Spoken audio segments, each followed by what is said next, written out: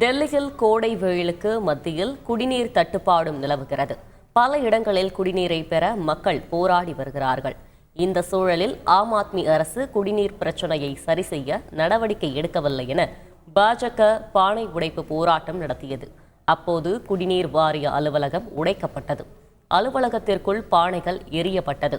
குடிநீர் வாரிய அலுவலகம் சூறையாடப்பட்டதற்கு பாஜகவை கடுமையாக விமர்சித்திருக்கும் ஆம் ஆத்மி, ஹரியானாவில் இருக்கும் பாஜக அரசு தண்ணீர் தர மறுக்கிறது, இங்கு பாஜக வன்முறையை அரங்கேற்றுகிறது என குற்றம் சாட்டியுள்ளது.